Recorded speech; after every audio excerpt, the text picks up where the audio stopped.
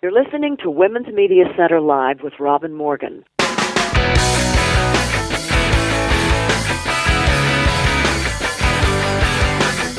Welcome to Women's Media Center Live. I'm Robin Morgan, and today we are celebrating Poetry Month. Yes, the United States designates April, what T.S. Eliot termed the cruelest month, mixing memory and desire, Poetry Month. So, on this week's program, my guests include Sue Leonard, the editor of a literary magazine which is online and excellent, titled Persimmon Tree. Also with me as a recidivist guest is multifaceted prize-winning journalist Geneva Overholser, who not only sits on the board of directors for the Women's Media Center, but also on the board of the Academy of American Poets, a fortuitous combination. And last, we'll hear the stuff itself, some poetry. But first, we need to look inside the headlines.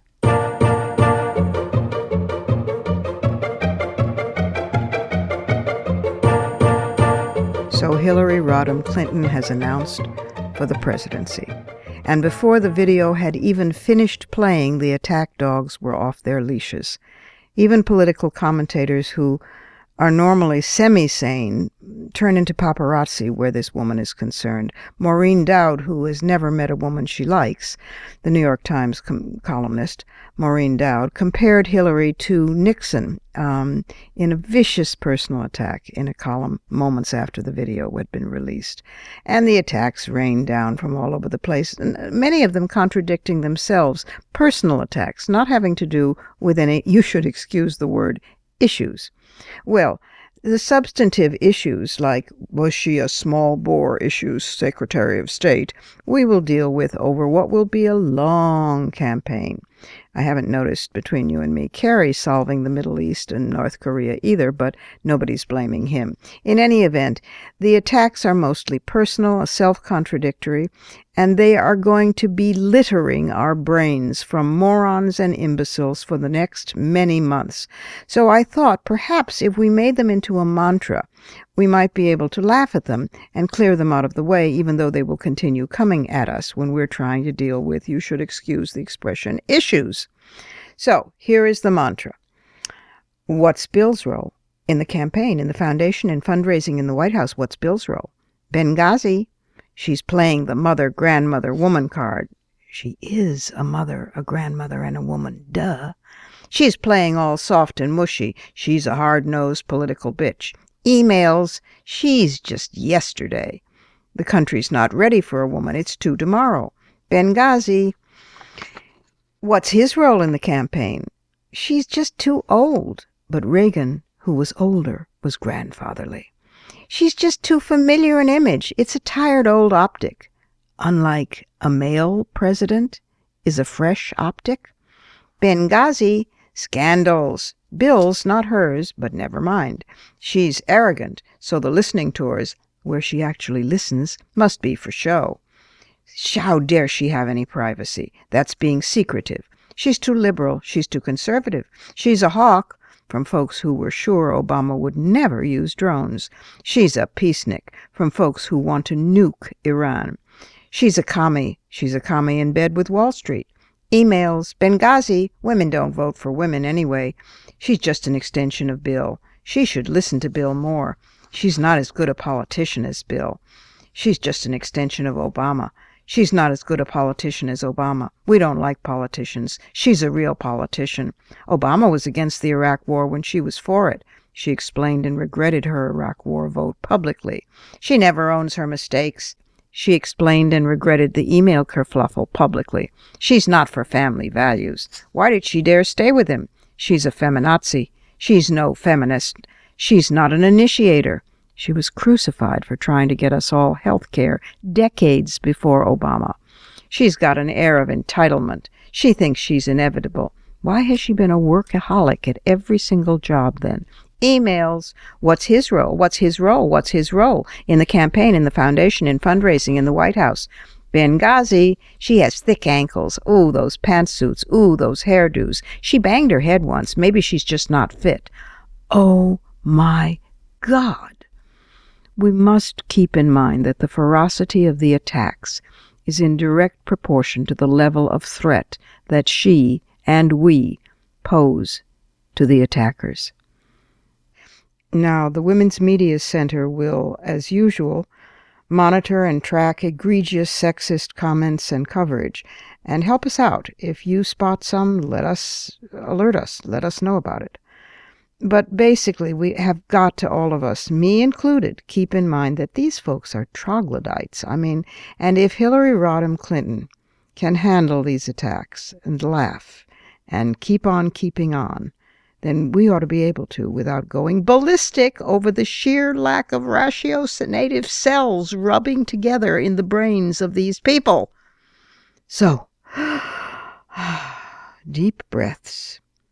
It's a long and busy time until Election Day.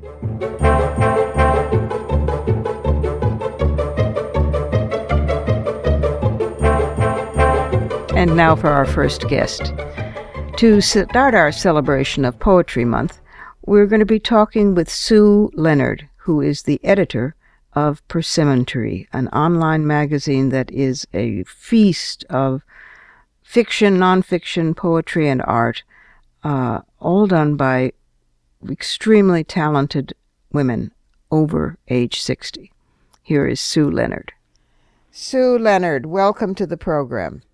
I was so pleased to be asked. Thank you, Robin. Well, Persimmon is wonderful. Persimmon is this online magazine that showcases the talent and creativity of women over 60. But the thing is, it's really good. It's not a sort of bang the tambourine and we're all sisters here together, but the literature is kind of crappy. It isn't that. It's really a good thing.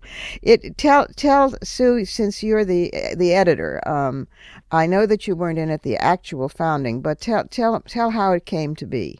Okay. Well, first of all, let me tell you about Nan St. Geffen.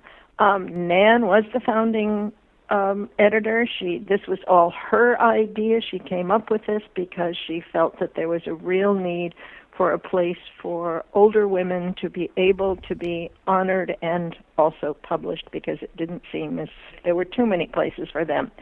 Nan had originally been the founding publisher of Tican in 1985, and Nan seems to have about a 5-year attention span for her projects.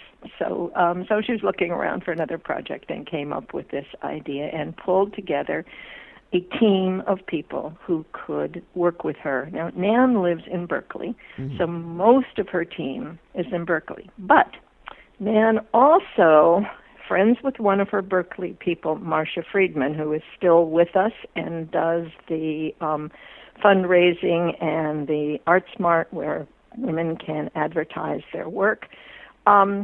Marcia knew a woman named Esther Broner. Do you know Esther Broner? Oh, of course, yes, for years. Okay.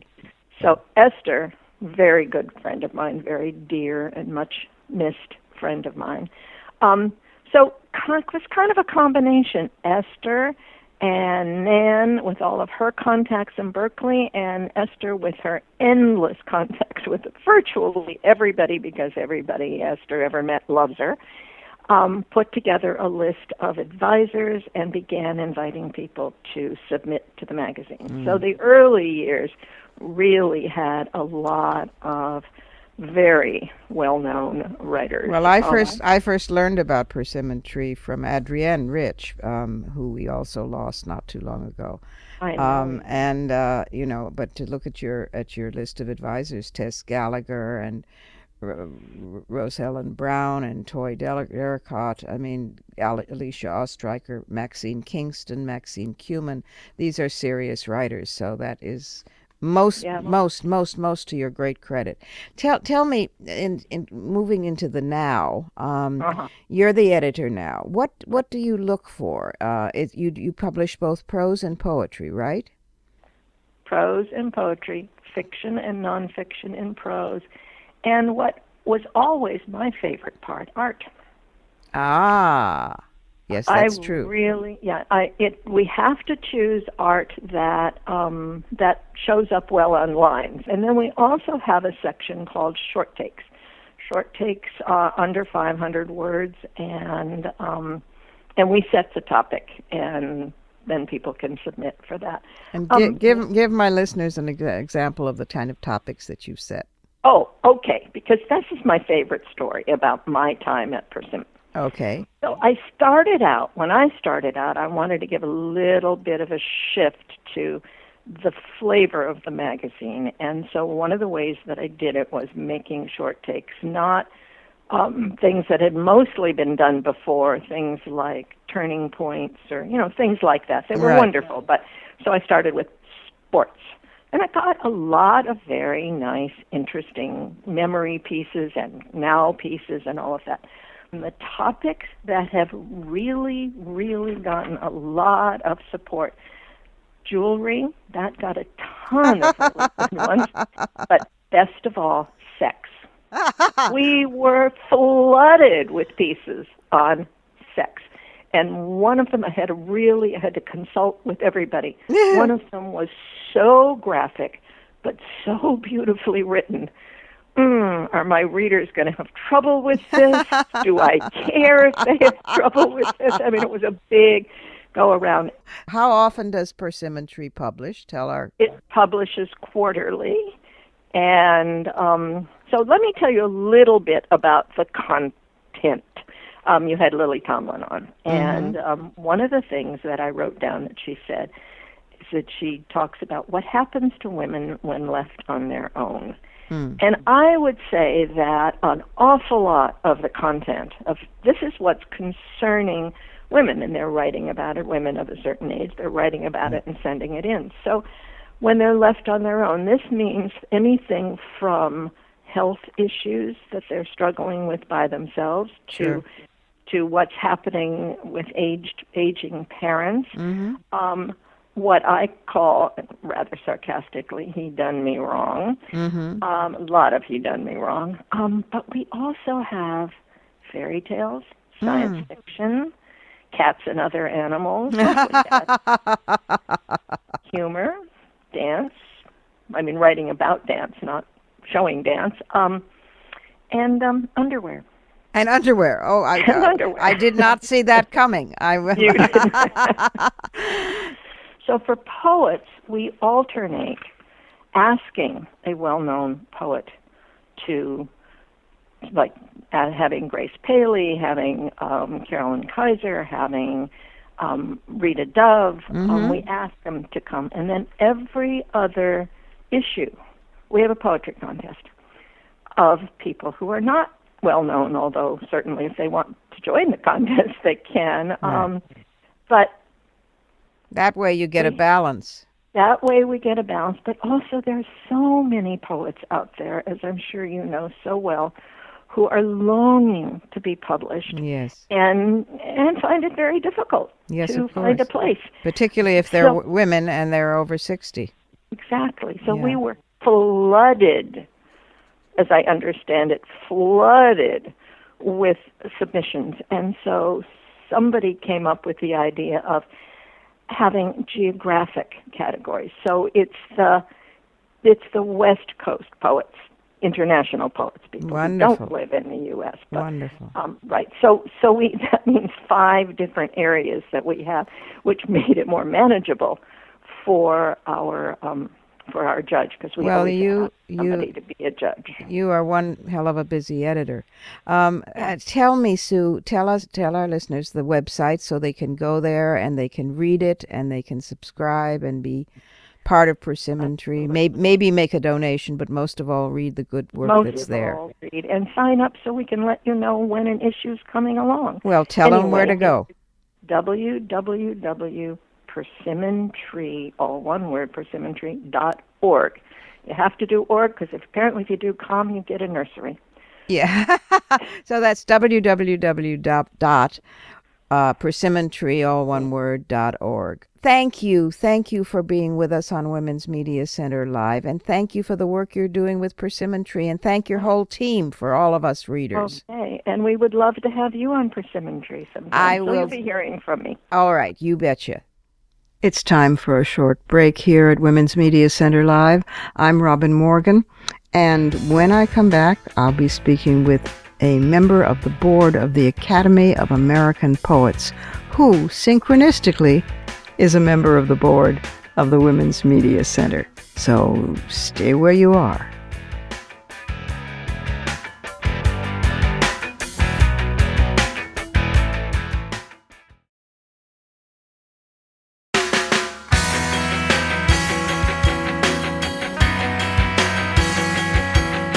You're listening to Women's Media Center Live with Robin Morgan.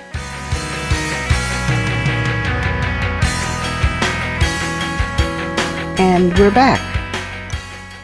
Our next guest, Geneva Overholser, is truly a media superwoman. She was, until 2013, the director of the University of Southern California Annenberg School of Journalism, than which there is nothing more distinguished in journalism. She's been a guest on this program numerous times. She herself is a Pulitzer Prize winner. And she also has been, oh, good grief, I could go on, the ombudswoman of the Washington Post, a member of the editorial board of the New York Times, and a syndicated columnist for the Washington Post Writers Group. But for our purposes today, not only is she a member of the board of the Women's Media Center, but she is also a member of the board of directors for the Academy of American Poets. What a combination. Geneva Overholser. Welcome back to the program, dear Geneva. Oh, it's so delightful to be with you, Robin. Well, you've been here a number of times as in wearing your distinguished journalism cap, and today you're here in a different capacity as a board member of the Academy of American Poets. Tell us about the Academy, what it does, and as so you forth. can imagine, it is a pure pleasure for me to be a board member. I'm not a poet, but I'm a lover of poetry, and you are, of course, both. I do think it's a terribly important organization. It's the nation's largest member-supported organization championing poets and poems. It's been around 80 years this year, which is fun, celebrating 80 years. And it was founded by a woman, wasn't it? It was indeed founded by a woman in New York City and has been guided really by poets who have, been those who have defined the art form. We have a wonderful board of chancellors and people like W.H. Auden and Marianne Moore and Elizabeth Bishop and Lucille Clifton and so many other wonderful poets have been on the board of chancellors and really kind of guiding our work. It's interesting because Marie Bullock, who founded the organization, had gone to the Sorbonne, to Paris, and then returned to the States, and she was very concerned, goddess love her, about the lack of financial support that poets got in America, and about our inability to make a living, from our art, from our art, and so because other countries subsidize the arts in ways this country does not yet do, unfortunately. So she decided to take action on the basis of raising funds to advocate for the importance of poetry and also give grants and prizes to individual poets. What a lovely, what's not to love? What's not to love? And Marie Bullock, a young woman who just was driven by this passion, did so many innovative things, including writing to famous people to sort of have them select a favorite poem. And so among the archives at the Academy are letters from presidents and from famous people of all walks of life, either selecting their poem or saying, I couldn't possibly, the poetry means too much to me. Yeah, it's just, and she did this for years out of her own apartment and on her own dime, because until it was a grown-up academy. Exactly. And she gave birth to this really remarkable organization that now has 8,000 members. They live in 50 states. They are supporters in every way. We have this marvelous website, poets.org, which is a huge source of information on poetry. We have Poem a Day. It's a wonderful daily hit of of something that gives you perspective and joy and intelligence. It's like a little dollop of food for your brain. Exactly, and it makes the Academy one of the leading publishers, of new poems, because every day, Monday to Friday, it's new poems that have not been published. Over the weekend, we do poets who have, are in the public domain, but so Monday to Friday, you could be exposed to all kinds of different things, and a lot of people are. We are about 115,000 subscribers now, and then a whole bunch more people get it, sent out through social media and syndication. So great. And also you can look up poems by occasion. Yes. Sort of subject matter and occasion. And then there's, if you're a teacher, an instructor, there are lesson plans. Exactly. We really count that as an important part of what we do, working with teachers who want to bring poetry into the classroom. Oh, I can tell you personally that is so important, because mostly in this country, the reason that people's eyes sort of roll heavenward as they, hear, as you tell them that you're a poet or that you write poetry, they're like, and you can hear them zone out, is because of the way it has been taught in schools. This has been changing, but I think for a very long time it was kind of like Hiawatha was the poem that people got in jog trot rhythm. Thus the Hiawatha da da da da da da da da. And it was also taught as something that happened in the 19th century. Women poets were thought to be sort of neurasthenics reclining on a chaise-longue with a perfumed handkerchief, maybe writing love poems now and then, and swooning a lot. Of course, swooning. Yeah. And, I think you're right. And so poetry feels foreign to people. And one of the things I like especially about poets.org, the Poem a Day, is that the little bit about the poem, and it has the poet actually saying what inspired her or him, and kind of a little bit about it, which gives you a little bit of a toehold. Oh, I get it. And people find their own way into poetry, of course, but I think that helps a lot of people who are somewhat awed by the reputation. Yes, I do. And there's a poetry near you section of the website where you can sort of type in your zip code or where you are, and you'll see what find events around you. And we do a lot of events, speaking of near us. In New York, we are going to have a Highline event. Let's see, I made a little note here. On April 25th, there's a poetry walk on the High Line, which your listeners may or may not know is this wonderful park in New York, essentially, that took over a deserted freight rail line. And we have Poem in Your Pocket Day coming up for everyone on April 30th. You can pick a poem and put it on your door at work or whatever, and it's a great way to get conversations going. That you'll find all your secret fellow poetry lovers if you do that. Exactly. And the more poetry becomes, I was going to say integrated, but I should say reintegrated into daily life, the healthier I think a culture is. I say reintegrated because originally, the only reason rhyme came into being was it was easier to remember stories around the campfire. Bardic stories. This is how we learned about our past, our ancestors, our history,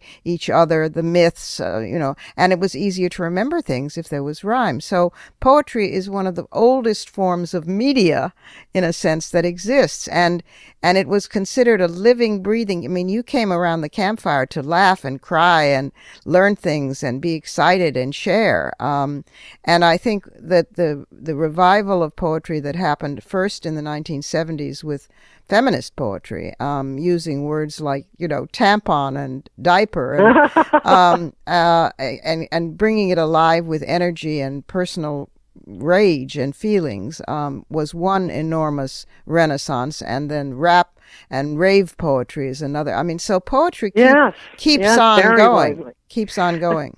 Well, I love your around the campfire thinking, wouldn't it be nice if we could do such a thing today? Yeah. I must say in the 70s, suddenly, poets are used to 12 people showing up for a reading and they're grateful for the 12.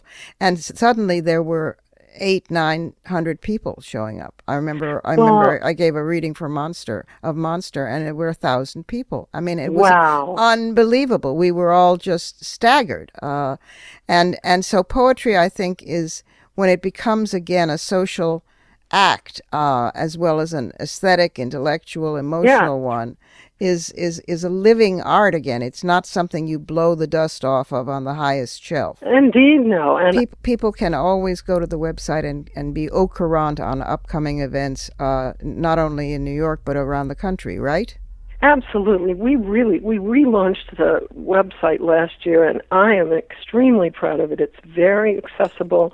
It covers events, as you pointed out, in areas across the country, and it involves educators as well. There's even a poet's shop. Exactly. There's a wonderful poet's shop.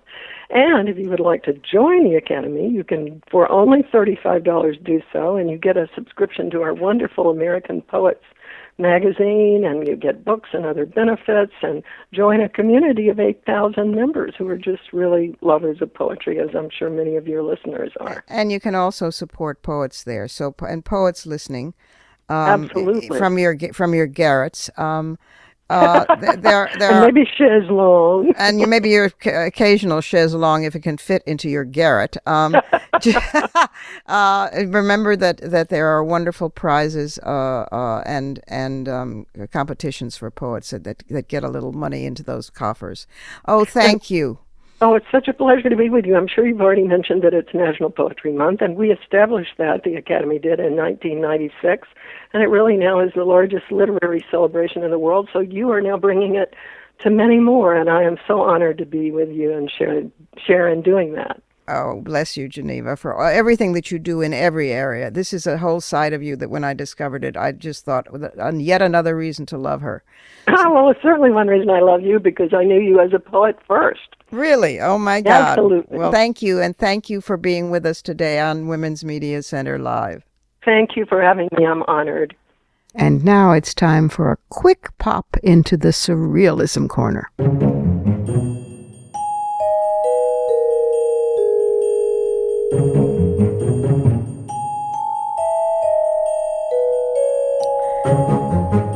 Two items. We're going to have to learn to laugh at the situation throughout this campaign, or else we really will need to be in padded cells. The first was the sight of all the Republican candidates, including the so-called moderates like Jeb Bush, just falling over each other in defense of Indiana's legislative failed attempt, happily, to institutionalize homophobic discrimination. You know, the wedding cake, wedding planner problem. And kudos to the smarter governors in other states like Arkansas that immediately thought, and backed down and backpedaled from that position. But just watching them fall over each other in order to say, yes, it's right, it's religious freedom, and then a few hours later say, well, actually, no, there have to be a balance between and what's more and gee whiz. The other fun moment, which was quite surreal but made me realize there's a lot more coming where that came from, was Rand Paul's patronizing insult to the fine reporter Samantha Guthrie when she tried to corner him in his disagreeing with himself statements of yesteryear and today, and he got quite flapped, and he struck back rather nastily. So if this pompous ass, who is Rand Paul, I shouldn't be cruel. If you have a father like he does, how else could you turn out? But anyway, if this pompous ass seems absolutely bent to prove his pomposity throughout the campaign, this should be a great deal of fun to watch, especially if it's aimed at women.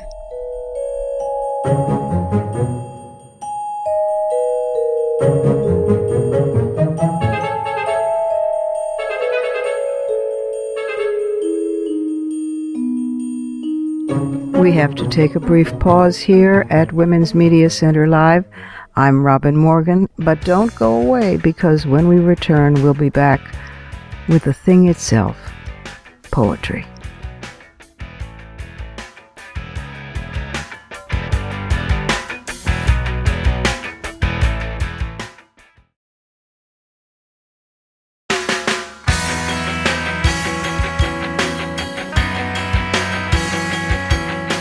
You're listening to Women's Media Center Live with Robin Morgan.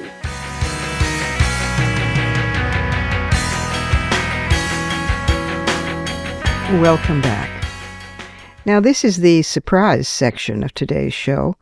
I thought that I would share with you some poems from different poets whose work you might not know. The first poem I've chosen because it's an example of the wonderful uses to which poetry can be put in everyday reality. I'll tell you about the uses after I read you the poem. It's a poem by Stevie Smith, who herself was a British poet, a feminist. Her dates were 1902 to 1971. And this particular poem, she's done a number of fine books, including a new and selected poems. And there's a collected poems of Stevie Smith as well. But this poem of hers is called Not Waving but Drowning. Nobody heard him, the dead man, but still he lay moaning, I was much further out than you thought, and not waving, but drowning. Poor chap, he always loved larking, and now he's dead. It must have been too cold for him. His heart gave way, they said. Oh, no, no, no. It was too cold always. Still the dead one lay moaning. I was much too far out all my life, and not waving, but drowning. Now, the good news about this poem is that some years ago, I mentioned it to a friend of mine, one of my best women friends in the whole world for many, many years, and it became a catchword between us. Are you drowning or waving? And now we've got it down to a science after decades of this, so if we haven't heard from each other in, a few days, one of us, sure as ever, will call the other one and just simply say, waving or drowning? And sometimes the answer will be waving, how about you? And sometimes the answer will be drowning. And when the answer is drowning, the other woman turns into a lifeguard on the spot. So I offer that to you and your women friends to share, waving or drowning. The next poem is by the superb poet, Native American poet, Leslie Marmon Silko, and it's called Ceremony. And it could describe, in a sense, all poetry, but pay attention particularly to the witty metaphor that she uses of a man, in effect, stealing the metaphor of being pregnant for creativity. Ceremony. I will tell you something about stories, he said. They aren't just entertainment. Don't be fooled. They're all we have, you see, all we have to fight off illness and death.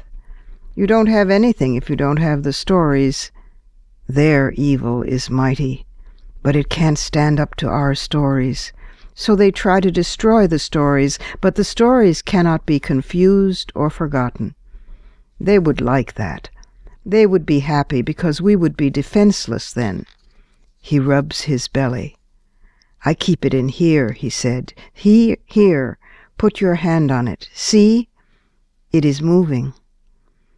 Tsitsiknako, thought woman, is sitting in her room, and whatever she thinks about appears. She thought of her sisters, Nautsititi and Itiksi, and together they created the universe, this world, and the 4 worlds below. Thought woman, the spider, named things, and as she named them, they appeared. She is sitting in her room, thinking of a story now. I'm telling you the story she is thinking. These next poems are 5 short poems, a selection from In the Garden, which is a forthcoming book by the Cuban-American poet Isel Rivero, who is an interesting mixture of passion in her poetry with sometimes avant-garde imagery and techniques. She's a multilingual poet, and she has written poetry in her native Spanish, in superb English, and in German as well. She lived for many years in the United States, and she now lives in Madrid. This is Isel Rivero y Mendez, Isel Rivero for short, In the Garden. 1. You don't have anything to say. That's what you think. All telephones have fallen silent. Now there are no wires creeping under the carpets. Vibrations flutter in the brain. 2. I take shelter beneath the shadows that blackbirds make under their wings. Blackbirds yesterday stiff with cold, today gentlemen and ladies courting. If you are not coming, write it in the clouds to hush the silence. 3. Without doubt they knew what was not there, or what they had forgotten to put on the list, a long list, to be or not. Afterwards they went off to explore the African coasts. It was the migration south, the herons and their chicks. Will they live for the return, I ask. The whole heart empties. 4. Reviled. The text was thrown into the trash can. The midnight movie Refuge Beneath the Storm. And now it is 4:30 in the morning, although there is no light or shadow. The moon forgot my dream. 5. Freedom decided to take shelter in jail. So much wandering and pulling the truth backpack bored her. The way she kept the dark voices away and the malignant whispers of traitors hushed. Perhaps she feared terror would also bore her. The next poem is by the Palestinian-American poet Suhair Hamad, who is a really superb poet and who reads frequently in public and who writes about being a Palestinian, an American, a woman, and all three at once. This is a poem called Break Clustered from one of her more recent books. Break Clustered by Suhair Hamad. All holy history banned. Unwritten books predicted future, projected the past, but my head unwraps around what appears limitless. Man's creative violence. Whose son shall it be? Which male child will perish a new day? Our boys' deaths galvanize. We cherish corpses. We mourn women, complicated. Bitches get beat daily, profits made, prophets ignored. War and tooth, enameled, salted, lemon childhoods, all colors run, none of us solid. Don't look for shadow behind me. I carry it within. I live cycles of light and darkness. Rhythm is half silence. I see now. I never was one and not the other. Sickness, health, tender violence. I think now I never was pure. Before form I was storm, blind, ignorant. Still am. Humanity contracted itself blind, malignant. I never was pure. Girl spoiled before ripened. Language can't math me. I experience exponentially. Everything is everything. One woman loses 15, maybe 20 members of her family. One woman loses 6. One woman loses her head. One woman searches rubble. One woman feeds on trash. One woman shoots her face. One woman shoots her husband. One woman straps herself. One woman gives birth to a baby.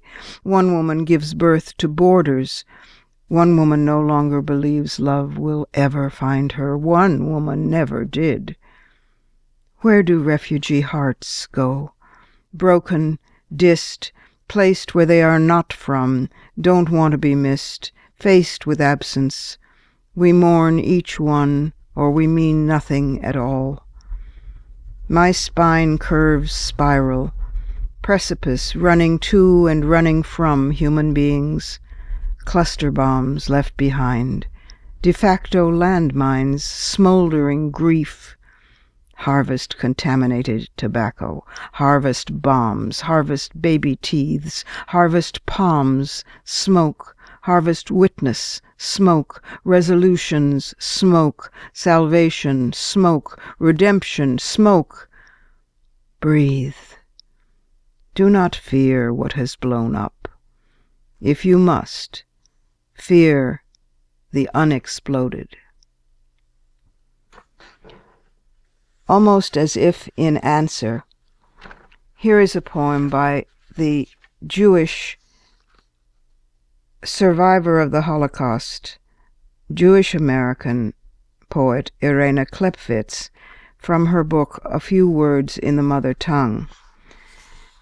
It's a poem called East Jerusalem, 1987, Bet Shalom, House of Peace, and its epigraph says, in 1987 in East Jerusalem, a group of Jewish women writers, American and Israeli, met with Palestinian women to express feelings and responses to the Israeli occupation of the West Bank and Gaza. I was very moved, writes Klepfitz, by this meeting, but could not write about it until after the Intifada had begun. I was particularly affected by one of the Palestinian women to whom this poem is dedicated, whom I'm afraid to name. East Jerusalem. Whether we like it or not, we must sit here. What we feel does not matter. We are the heirs. Our legacy is in the air we breathe, the ground we stand on. One of us lives in the neighborhood you were raised in, where you took your first steps and met the world. Then everyone left. Your uncles and aunts carried their belongings and left. It was 48. You ask us, do you understand, can you imagine what it must feel like to be me? To all of us, I do not go back to those neighborhoods. I just don't feel right. Do you understand what it means to all of us? We understand. We remember history and understand it all. The need for safety, a safety no one else can take away. The need for control, not waiting online to get attention or for the consciences of others to awaken. We understand what it means to have children who die, children who live and learn to be proud of who they are. Doubts break through. This is in the air, the reluctance to have understanding be enough. We ask, didn't you omit part of the picture? Didn't you leave out a piece along the border, a piece of the sky, the very peak of a mountain, the bus bombed, the children in the schoolhouse, peaceful farmers, plowing fields? You left out part of the picture. Understanding wraps us again tightly toward each other. We remember the camps, during and after. During, there was murder and resistance, more murder, and after, there was determination sneaking in at night, no lights burning, the small boats, the landings on the beach where everyone else had said, don't go there, or there, or there, or who wants them anyway, they've always been trouble. And again after, bombings, massacres. We understand the actions of a desperate people. Doubts break us apart. We can barely breathe. We ask, why are you our problem too? We can hardly hold our own. Why can't you just blend in with your own kind? Whether we like it or not, we must sit here, and this is in the air. You say to us, you must understand how it is for me. You are writers, write about it. You mean our voices carry. Yours alone does not. All of us part. You move off in a separate direction. The rest of us return to the other Jerusalem. It is night. I still hear your voice. It is in the air now, with everything else except sharper, clearer. I think of your relatives, your uncles and aunts. I see the familiar battered suitcases, cartons with strings, stuffed pillowcases, children sitting on people's shoulders, children running to keep up. Always there is migration on this restless planet. Everywhere there is displacement. Somewhere someone is always telling someone else to move on, to go elsewhere. Night, Jerusalem, Yerushalayim, Jerusalem.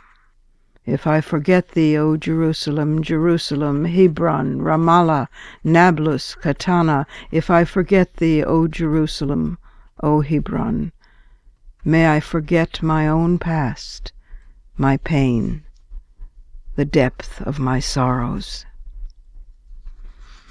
And last, as proof that all subjects are subject matter for poetry, all emotions, all complexities, all simplicities, I'll close with this poem by the beautiful poet Toy Derricott, who is an African-American poet who has been a guest on this program and who is a wonderful writer.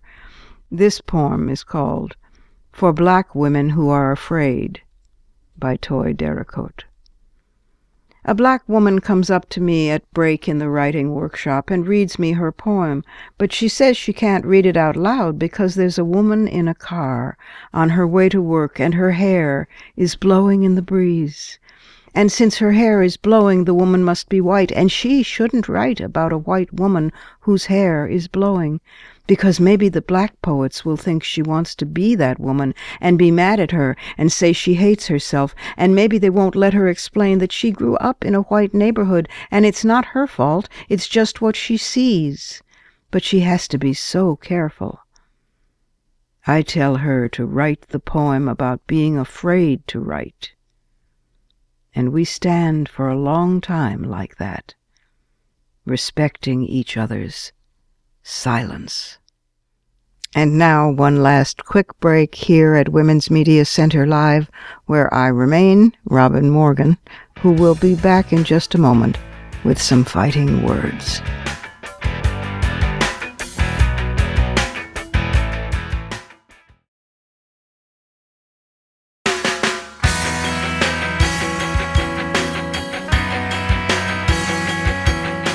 You're listening to Women's Media Center Live with Robin Morgan.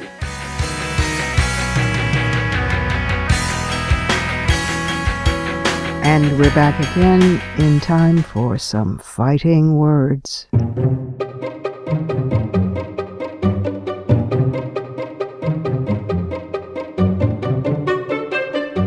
The news lead on fighting words this week is simply that China was home to 33 million more men than women in 2014 because of the country's family planning restrictions, about one child per family, population restrictions, without educating the public that girl children were as valuable as boy children.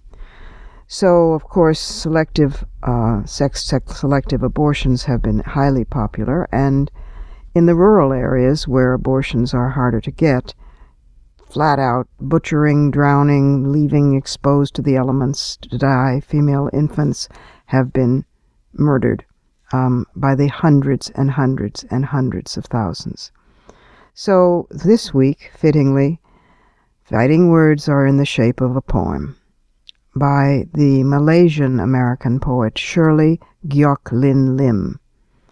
That's spelled Geok-Lin-Lim. Shirley Geok Lin Lim. She dedicates it as a poem for Chinese mothers who were forced to slay daughters, and a pantoum for Chinese women, which is its title. A pantoum is a form in which the second line drops down into the next stanza and continues. It's a complex, delicate, and very beautiful form that she executes very skillfully. So here is pantoum for Chinese women. They say a child with two mouths is no good. In the slippery wet, a hollow space, smooth, gumming, echoing wide for food. No wonder my man is not here at his place. In the slippery wet, a hollow space, a slit narrowly sheathed within its hood. No wonder my man is not here at his place. He is digging for the dragon jar of soot. That slit narrowly sheathed within its hood. His mother, squatting, coughs by the fire's blaze while he digs for the dragon jar of soot. We had saved ashes for 100 days. His mother, squatting, coughs by the fire's blaze. The child kicks against me, mewing like a flute. We had saved ashes for 100 days, knowing, if the time came, that we would. The child kicks against me, crying like a flute through its 2 weak mouths. His mother prays, knowing when the time comes that we would, for broken clay is never set in glaze. Through her 2 weak mouths his mother prays. She will not pluck the rooster nor serve its blood, for broken clay is never set in glaze. Women are made of river sand and wood. She will not pluck the rooster nor serve its blood. My husband frowns, pretending in his haste women are made of river sand and wood. Milk soaks the bedding. I cannot bear the waste. My husband frowns, pretending in his haste. Oh, clean the girl, dress her in ashy soot. Milk soaks our bedding. I cannot bear the waste. They say a child with 2 mouths is no good.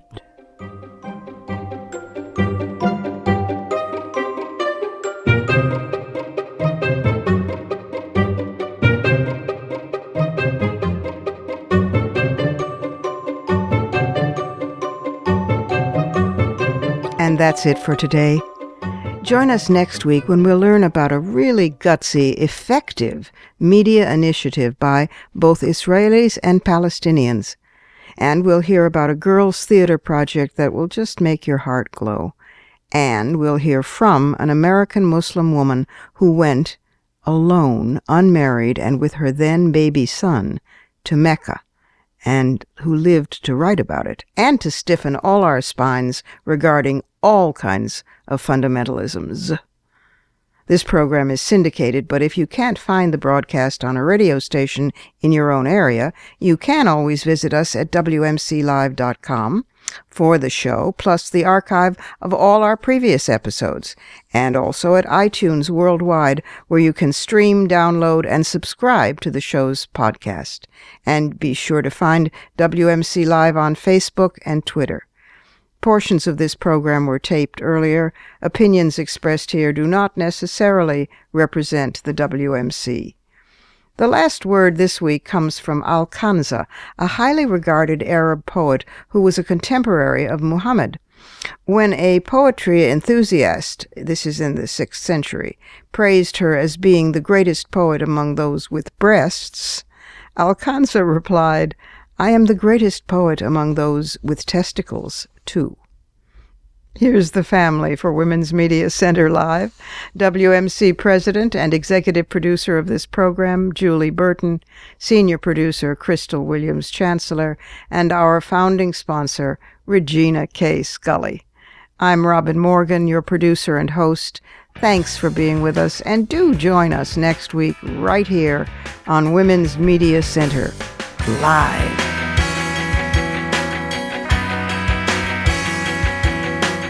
For the smartest talk about news, politics, sex, books, religion, race, and more, tune your radio to Women's Media Center Live with Robin Morgan.